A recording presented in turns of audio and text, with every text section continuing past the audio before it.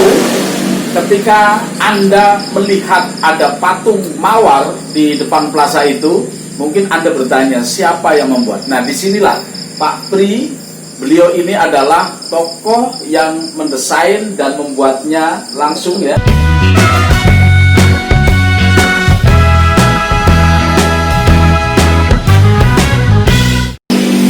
Oke, baik teman-teman, kita berjumpa lagi dengan saya Sastrowanto. Tetap di channel YouTube ini, jangan lupa nanti subscribe dan tekan tombol lonceng agar kita hadir selalu di depan mimpi-mimpi Anda.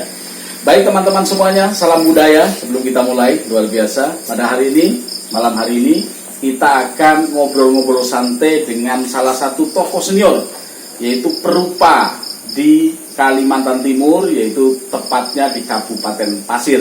Beliau tidak hanya berkarya sekitar Kabupaten Pasir saja, tetapi karya-karyanya sudah menasional. Beliau adalah sangat luar biasa dan hadir di sini sudah. Beliau adalah Pak Pri atau Pak Depri, terkenalnya ya, Pak Depri. Dan juga didampingi oleh Mas Mehmet sebagai kurator yang mana akan menyimpulkan dari wawancara kedua. Tadi ada kuda lumping dan juga ada seni rupanya. Baik, kita langsung saja ngobrol dengan Mbah Pri. Pak Pri, selamat malam Pak Pri. Selamat malam. Luar biasa sehat? Sehat. Pak Pri, saya sangat tertarik sekali dengan sepak terjang Pak Pri di bidang seni rupa. Nah, Pak Pri sendiri itu seni rupanya di bidang apa? Lukis, patung, atau apa? Terima kasih Pak Wanto. Sebelumnya, Assalamualaikum warahmatullahi wabarakatuh. Waalaikumsalam warahmatullahi wabarakatuh. Terima kasih. Sebelum saya mengutarakan apa yang sesuai dengan Pak Wanto, memang sejarah daripada saya masuk ke Kalimantan, memang sebelumnya saya juga sudah pernah mengatakan, artinya juga pernah bekerja di berbagai daerah, termasuk pernah mengalami di Ancol, Jakarta. Di Ancol di Jakarta ya? Ya, Taman Mini juga pernah. Sekitar tahun berapa itu Pak Dek? Sekitar tahun 70 berapa itu? 70-an ya? 70-an berapa. Saya belum lahir itu. Dan pernah lagi kedua kalinya sekitar 92 lah kalau tadi ke Ancol juga, terus ke Surabaya, terus terakhirnya saya kira ke Bali. Ke Bali ya? Jadi pernah di Bali ya? Ya. Di Bali. Di Bali itu saya sementara kan bukan mengerjakan seni rupanya, tapi saya untuk memperoleh yaitu mengenai furniture, tapi furniture yang sesuai permintaan daripada tamu di luar negeri.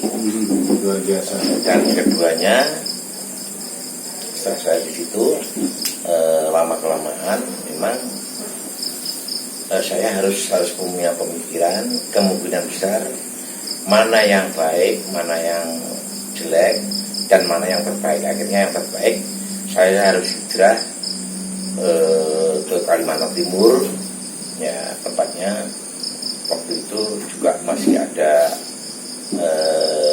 mengenai lukisan, ya mengenai lukisan itu ya yang kesatu saya melukis mengenai Gapura Kuda Lumping di daerah Samarinda dan lain sebagainya. Di Balikpapan juga pernah, di Harapan Baru pernah. Itu lebih kurang saya sekitar 1 tahun. Setelah 1 tahun, nah kemungkinan besar saya harus hijrah lagi ke Kabupaten Pasir, terutama jalan Grogol-Sini. Nah, setelah di Kabupaten Pasir di Grogol-Sini, saya ada tawaran untuk membantu teman-teman, yaitu pembuatan bunga mawar merah di depan plaza. Di depan plaza ini ya? Masih ada ini ya? Masih ada sekarang. Nah, setelah itu ada kelanjutan banyak yang karya-karya saya, termasuk ya papan nama, tebing-tebing dan lain sebagainya, itu memang semuanya saya yang mengerjakan. Dan ketiganya pada waktu itu juga ada pembuatan patung ini juga pernah saya kerjakan, patung di depan mau masuk kantor kabupaten juga di depan Hotel Saturangan juga saya. Dan kelanjutannya saya memang sengaja pertama kali untuk memasarkan untuk juga artinya karya-karya saya, ternyata bisa diterima di daerah Kabupaten Pasir. Untuk kelanjutannya saya tidak sengaja, tapi kemungkinan besar dari gesekan teman-teman bahwasanya saya juga pernah mengajar di SD juga, tapi bagian seni rupa.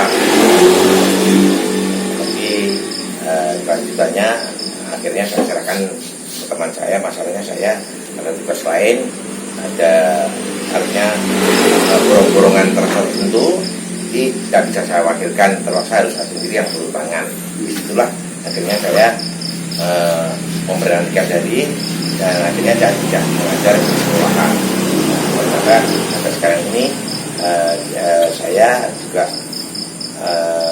sampai di situ akhirnya, tapi kesukaan teman-teman lagi bahwasanya saya harus boleh dikatakan mendirikan sanggar seni, terutama seni rupa, terus termasuk anyam-anyaman, ukir-ukiran, dan ada lagi patung ya.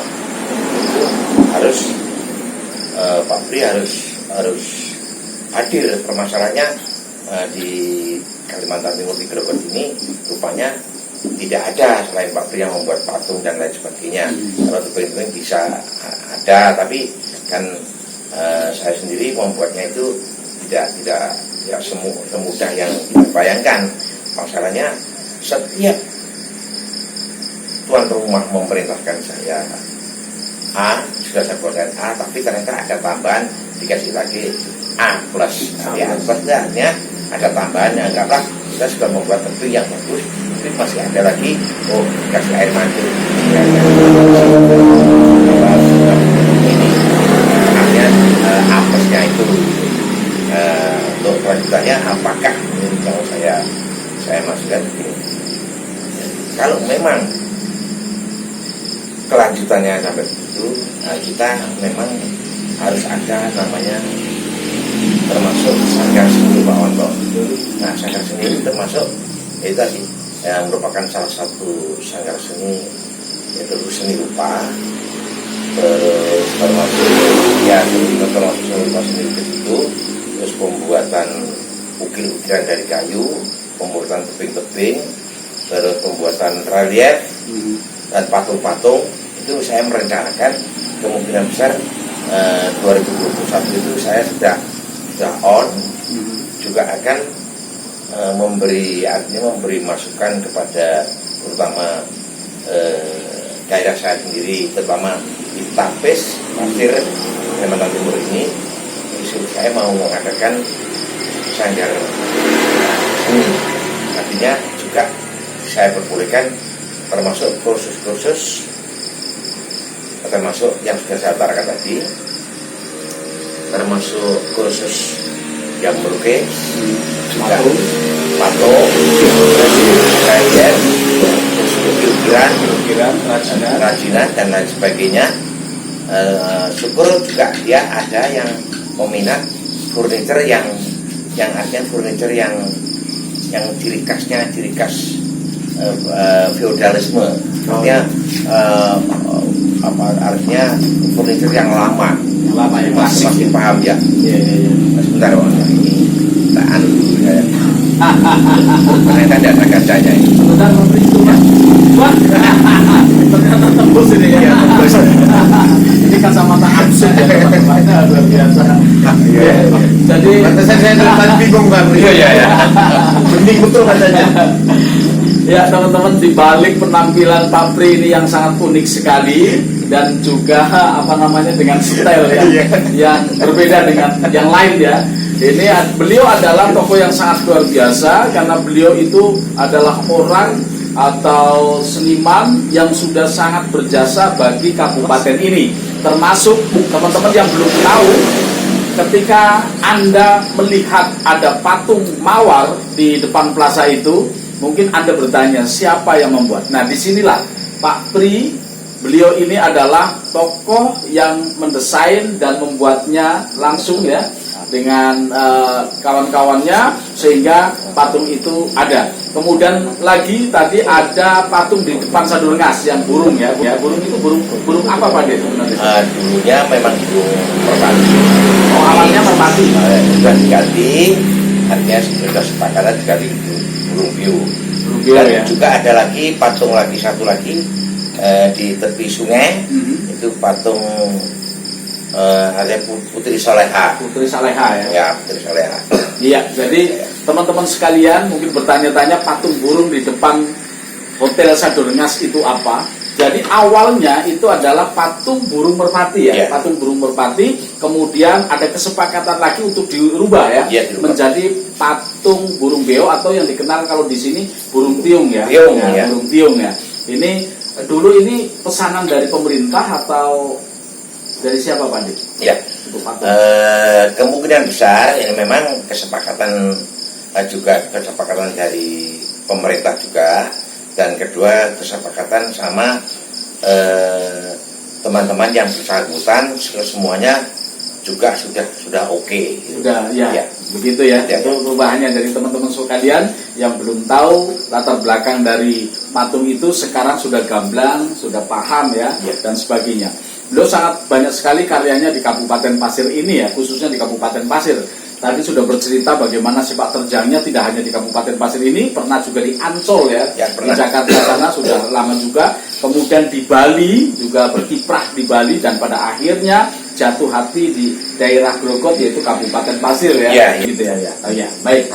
Kita kembali dulu, maaf ke Pak Pri. Minat daripada generasi muda sekarang untuk belajar seni, kalau menurut dari pengalaman Pak D selama ini, bagaimana mereka? Apakah antusias ataukah kurang perlu sangat jarang sekali anak-anak yang mau belajar seni dan sebagainya? Seperti apa Pak D? Ya, bentar, minum kopi. Wah, iya, silakan. Betul, nah ini ya. Ngomong tapi nggak minum kopi. Ini kopi produk Pondok Ilalang ya, sangat luar biasa. Nas gitel namanya, nas gitel ya. Panas, legi itu kental. Kopi ini udah dingin ya. Tapi enak. Ini Mas Wanto yang menunjukkan bahwa orang tua itu selalu bijaksana. Dia mengingatkan kita bahwa informasi itu tidak selalu lebih penting daripada apa yang terhidang. Iya. Kita suka lupa gitu kan. Mudah-mudahan otaknya pikirnya informasi aja diserap gitu kan. Lupa kita hargai. Tapi minum dulu dong. Sudah Pak Dik. Terima kasih Pak Dik. Oke, lanjut Pak D, silakan. Terima kasih Pak Wanto ya. Nah, ini memang setelah saya amati, saya di sini lebih kurang hampir 13 tahun. Memang ada yang terus terang minat untuk belajar, terutama ya belajar tadi mengenai seni rupa, terus untuk pembuatan pembuatan patung dan mobil dan lain sebagainya. Cuma sementara ini kan saya sudah artinya sudah mengutarakan dengan teman-teman kita yang sudah membantu saya sepenuhnya. Memang saya merencanakan tahun 2021 ini saya harus berdiri, artinya siapa yang bisa, artinya yang minat betul bisa langsung menghubungi saya. Alamatnya yaitu di RT 06 Desa Tapis, Kabupaten Pasir.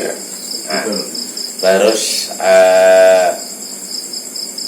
setelah itu nanti ada nanti yang anak buah saya juga ada yang bisa pendaftaran dan lain sebagainya. Kemungkinan besar itu acara saya tahun 2021 sudah berdiri itu kemungkinan besar itu memang adalah teman-teman kita yang membantu sepenuhnya untuk peralatan dan lain sebagainya. Nggak tahu nanti apakah dia nanti itu apa artinya ya, dia mau menitipkan putranya atau menitipkan saudaranya. Yang jelas peminat itu memang banyak sekali. Nah cuma terus kalau peminat banyak sekali terus belajar ke siapa Ya, pertanyaannya itu. Tapi akhirnya saya sudah memutuskan bahwa tahun 2021 nanti saya akan mulai ya, mengenai ya pembelajaran siapa saja lah. Yang penting dia sesuai permintaan. Oh saya belajar yang melukis saja Pak. Oh saya membuat relik saja. Saya membuat ini saja. Ya kan. Tapi yang itu semuanya mau saya sarankan.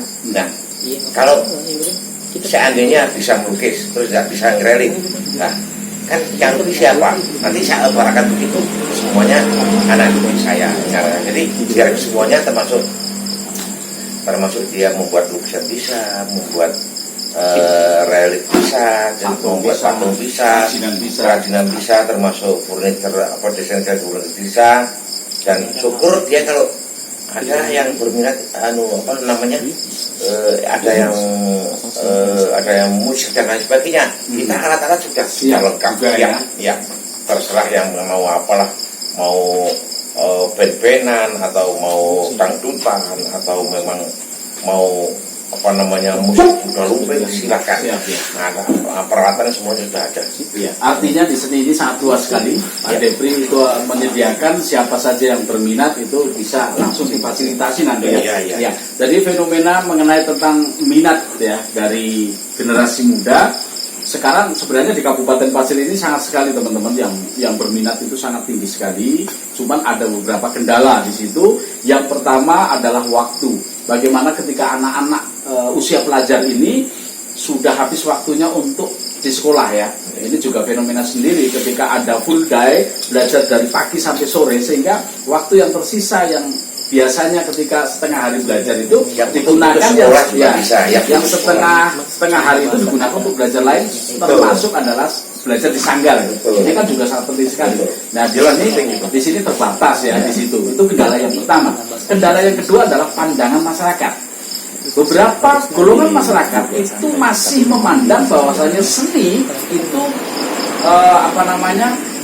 aliran yang tidak disukai. Mungkin pikirannya itu adalah hal yang negatif. Kemudian yang kedua, sudah bisa seni mau jadi apa? Apakah bisa mendatangkan uang gitu kan? Ini juga menjadi persoalan. Kemudian pandangan berikutnya adalah tentang gengsi.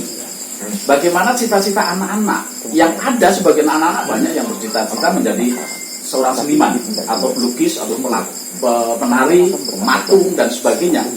Tetapi dipertanyakan oleh masyarakat atau orang tua sendiri bahwasanya untuk apa Anda belajar itu mati-matian? Apakah nanti bisa untuk menghidupi keluarga itu kan?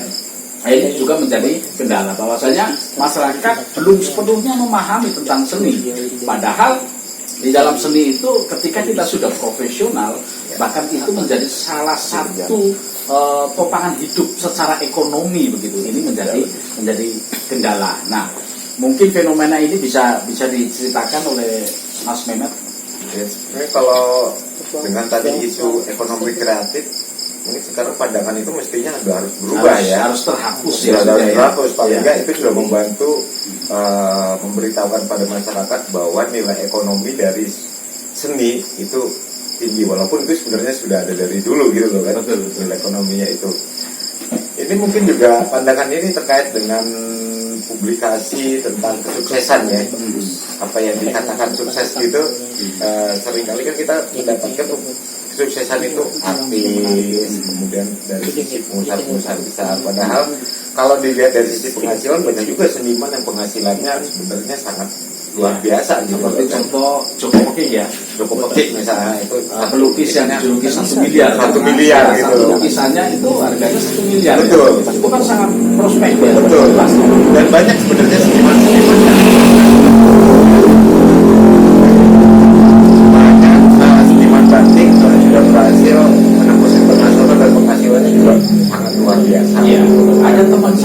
namanya Bayu. Halo Bayu, yang ada di Yogyakarta dulu satu kampus dengan saya dan ngambil jurusan batik. Ya. Ternyata sekarang sangat luar biasa karena perekonomiannya pesat sekali. Betul. Mobilnya mewah, 3 atau 2 saya kurang paham, tapi saya pernah berkunjung di sana dan bisa mengoleksi rumah joglo. Padahal rumah joglo mahal sekali ya.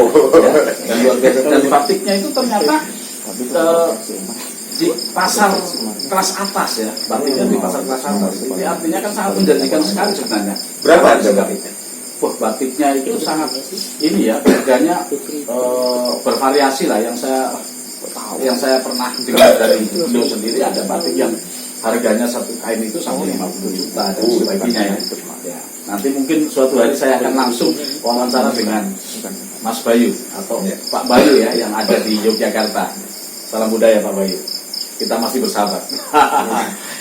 Iya itu tadi ya, bagaimana pandangan masyarakat ya, atau image bahwasanya kesuksesan itu menjadi pengusaha besar, kemudian menjadi pegawai negeri, itu kan image yang sebenarnya yang sudah harus diluruskan, bahwasanya menjadi seorang seniman itu juga menjadikan ya di situ bisa untuk menopang ekonomi.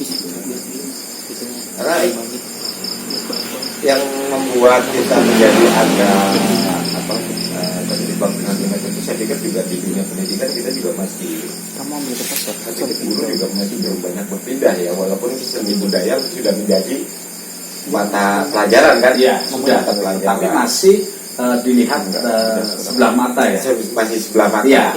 Contohnya begini, ketika anak-anak sekolah kemudian lulus dan mereka ada kan beberapa pemilihan mereka, satu diterima perguruan tinggi seni gitu kan, satu diterima kedokteran.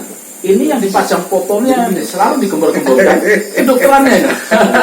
Padahal secara nyata bisa saja ini yang kuliah di seni kemudian lulus dan menjadi seniman, ini penghasilannya bisa sangat lebih besar berlipat ganda daripada dokter itu sendiri ya. Tetapi dokter itulah yang diagung-agungkan, sehingga ini seperti disepelekan gitu kan. Dan mungkin pada waktu ada anak yang masuk daftar seni, orang tuanya kaget juga Mas. Kaget juga. Ada juga tuh fakultas seni.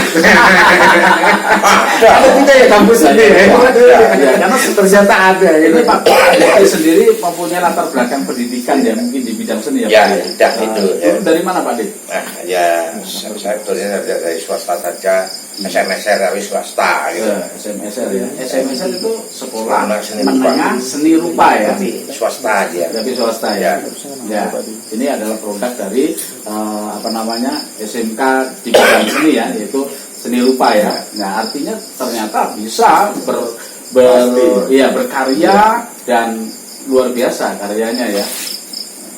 Memang masih pandangan bahwa seni itu adalah ruang-ruang informal yang ruang-ruang kreatif informal, pencarian diri yang mungkin tidak berhubungan dengan profesional, mungkin tidak berhubungan dengan profesi ya, itu memang sudah harus dihapuskan karena seniman itu adalah juga profesi. Ya betul. Dan juga ada kebutuhan untuk mempertinggi nilainya gitu. Jadi pertarungan untuk mempertinggi nilai jualnya itu juga pasti ada di seniman kan gitu. Jadi seperti profesi yang lain gitu ya, kan. seperti profesi-profesi yang lain juga. Ya, di masyarakat ini juga salah satu tadi seni ya. Yang kedua yang tidak menjadi populer itu adalah pemilihan menjadi seorang petani ya, salah satunya ya. Petani. Padahal negara ini negara yang sangat mempunyai lahan yang cukup besar. Ketika kita bertani secara profesional, tentunya itu secara ekonomi juga akan mengangkat ya perekonomian dari keluarga maupun daerah itu ya. Tapi belum nggak besar lagi lahannya. Iya, sekarang sudah banyak diambil untuk perumahan, diambil untuk itu masih kecil kan, diambil untuk kebun sawit. Ya. Walaupun sawit itu sendiri termasuk pertanian ya, tetapi di sini kepemilikannya udah beda. Kepemilikannya udah berbeda. Kita ditipu oleh negara lain. Kayaknya sawit itu milik kita lah kita. Tapi pada tanda kutip itu sebenarnya teman-teman itu bukan milik kita. Lahan kita besar, tapi siapa yang ngaplingnya itu masalah. Siapa yang ngapling siapa? Ya seperti itu. ya, atas nama sertifikat tanah kita, tapi sebenarnya disetir. Hak mengelolanya sudah sudah lain ya, sehingga di situ harga dipermainkan. Iya. Kita bertani tapi tidak punya bergening tentang harga, karena sesungguhnya itu bukan milik kita. Itu ya. Jadi saya yakin generasi muda sudah banyak yang kritis dan sudah tahu mengenai tentang itu. Semoga semakin banyak yang tahu, semakin banyak yang kritis, maka pemikiran-pemikiran penduduk di Indonesia ini semakin maju dan tidak bisa dibodohi lagi. Ya. Harus itu ya. Oke, harus itu. Yang berikutnya kelautan juga ya. Bagaimana laut ya. Tetapi tidak populer menjadi seorang pelaut ya. Padahal itu kan kita kalau kita profesional pastinya tentu Dan kita udah punya lagunya kan ya. Nenek moyangku orang pelaut. Dari aja nenek moyang aja. Tapi dianggap remeh pelaut itu ya. Ini tadi berbicara tentang seni tetapi sangat luar biasa sekali, bisa berkembang kemana-mana. Baik, ini waktunya terima Sedikit ada sedikit tambahan ya untuk seni dan pendidikan tadi. Mungkin ini yang sedikit pesan buat guru-guru dan pengembang pendidikan ya. Saya pikir belajar seni hanya untuk menjadi seniman itu masih menjadi paradigma kuat di guru gitu loh kan. Jadi belajar menggambar itu nanti targetnya harus bisa jadi lukisan yang bagus. Itu saya pikir sudah harus dihilangkan ya. Jadi diperluas batasannya bukan hanya itu, karena nanti kalau hanya itu konsentrasi guru hanya mengajarkan pada anak-anak yang memang punya bakat seni gitu. Padahal sebenarnya ini untuk memancing kreativitas, karena seni memberi ruang untuk berkreasi lebih besar bagi anak-anak untuk proses kreasinya gitu loh. Ada pada bidang seni. Nah, ini harus diingat bahwa belajar seni tidak harus menjadi seniman, bahwa apa yang dipelajarin dari seni itu bisa digunakan untuk bekerja di bidang lain. Betul. Baik menjadi apapun gitu, mau menjadi akademisi, mau menjadi petani atau ilmuwan matematik, pejabat gitu. Pasti butuh penemu segala macam, itu pasti butuh nilai-nilai seni dan kreativitas gitu. Iya. Sekali lagi teman-teman semuanya, jadi ketika anak Anda, saudara Anda atau keluarga Anda belajar di bidang seni, jangan menjustis hanya satu pandangan dia akan menjadi seorang seniman saja. Tetapi proses daripada berkesenian itu sendiri itu akan memperkaya kecerdasan, keterampilan, olah pikir, olah rasa. Ini yang cukup sangat penting sekali. Bagaimana belajar melukis, tetapi bukan hanya memproduk lukisan yang bagus saja, tapi proses bagaimana coretan tangan ini akan melatih motoriknya, kemudian pola pikirnya, kecerdasannya dan sebagainya ya. Makanya karena pada waktu belajar menggambar, ketika anak-anak itu kan kalau anak kelas di bawah 7 tahun atau di bawah 5 tahun ya itu kan scribble, coret-coret kan ininya. Kan itu pun kemampuan untuk motorik kasar dan motorik halus kan di sekitar jari-jari ini dikenalnya ya. Itu sangat penting karena itu hanya tumbuh maksimal pada umur-umur di bawah 8 tahun tuh sangat maksimal gitu loh. Kalau ini tidak dilatih dari kecil, ini akan berpengaruh dengan cara berpikirnya. Gitu. Karena makanya ketika belajar menggambar bukan bagaimana membuat tulisan yang bagus, tapi bagaimana menarik garis yang baik. Konsentrasinya itu. Anaknya kan. Di seniman juga nanti akan dipakai gitu loh. Cara menarik garis yang baik itu pasti akan bisa menjadi seniman lukisan baik itu yang baik. Baik ya, waktu tidak terasa sudah hampir habis ini deadline-nya, malah sudah habis ya. Tapi nggak apa-apa karena menarik, ini diperpanjang sedikit nggak masalah. Pak Debri, terakhir yang pesan dari Pak Debri yang akan disampaikan kepada masyarakat mengenai tentang seni atau seni rupa pada khususnya. Ya, harapan saya memang sederhana saja. Jadi alangkah baiknya sehubungan kita juga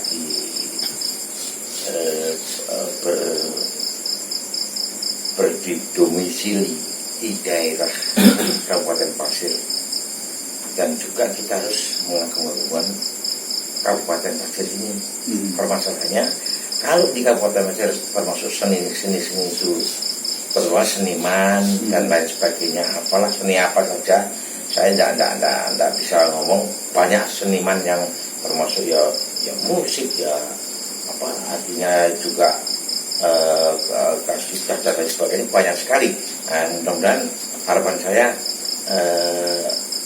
kesemuanya memang kalau betul-betul itu yang belajar yang bisa ada titik terangnya, artinya itu titik terangnya itu bahwasanya betul-betul yang bisa diperkirakan 100% mampu ke semuanya. Jadi kalau belum istilahnya anggaplah lukisan itu belum jadi kan belum 100%. Ya. Itu hanya 50% atau 35%. Itu kan kurang bagus akhirnya. Jadi kalau memang belajar diperkirakan anggaplah kita membuat suatu karya yang tidak usah yang karya membuat ayam jago itu. Ya. Itu kalau bisa kelopak matanya, terus mengenai paruhnya sama kepalanya dan sayapnya dan kaki detail. Nah, itu disitulah letak tujuan saya. Dia itu bisa mengatakan 100% bisa. Iya. Jadi itulah maksud saya harus betul-betul yang andal nanti, yang andal ya, yang bisa dipercaya betul. Iya. Nah, jadi pendapat dari Pak Pri pesannya bagaimana generasi muda atau siapapun yang belajar tentang seni, lakukan proses mulai dari nol, ya. Terus proses yang berikutnya sampai titik kesempurnaan, ya. Sehingga belajar itu tidak setengah-setengah, tapi sampai matang. Artinya yang telah belajar ikuti proses dari awal sampai akhir. Jadi nantinya akan menjadi sebuah karya yang bisa dikumpulkan. Ya. Oke, luar biasa. Kemudian Mas Mehmet bisa disimpulkan tadi atau tadi ada yang perlu disampaikan mengenai tentang seni itu apa dan sebagainya? Silakan. Ya, perjalanan peradaban kita ini kan sudah membuktikan bahwa sebenarnya seni mempunyai peranan yang sangat mendasar dalam pergerakan masyarakat, termasuk juga negara gitu kan. Yang membentuk peradaban. Betul. Ya? Sampai sekarang Borobudur masih menjadi salah satu ikon iya, global gitu loh tentang kemajuan keilmuan di Indonesia gitu. Ini produk seni yang kemudian diakui sebagai yang juga diakui sebagai sebenarnya produk budaya gitu, produk keilmuan dari bangsa kita, dan ini lahir sekian puluh abad yang lampau sudah gitu loh. Artinya sebenarnya kita memiliki akar seni dan akar berpikir yang kuat gitu loh di Indonesia ini. Bisa dilihat dari karya itu tadi ya. Betul. Jadi Borobudur ya. Betul. Itu. Dan ini hanya salah satu contoh saja sebenarnya. Banyak contoh-contoh yang lain sebenarnya itu menyimpan pengetahuan di dalamnya, ilmu di dalamnya, dan itu yang harus kita kembali ke akar kita untuk menjadikan apa yang tradisi kita ini menjadi kekuatannya kembali muncul dan bisa kita gunakan. Saya pikir itu. Oh iya. Baik, luar biasa teman-teman semuanya. Nanti kita akan berjumpa lagi di obrolan santai yang lainnya, tentunya di bidang seni dan budaya. Kita akhiri perjumpaan ini dengan satu, yaitu semangat untuk membangun bangsa melalui seni dan budaya, dan kita harus banyak terima kasih dengan leluhur yang mana sudah menciptakan atau membuat peradaban yang mana dengan seni dan budaya maka negara kita mempunyai budaya yang adiluhung, dan juga seni dan budaya ini sebagai kekayaan yang luar biasa yang dimiliki oleh Indonesia dan jarang sekali dimiliki oleh negara-negara lain karena sangat kompleks sekali di Indonesia ini. Baik kawan-kawan, itu jangan lupa ya subscribe dan tombol lonceng jangan lupa dipencet supaya agar kita selalu hadir informasi yang terbaru buat Anda.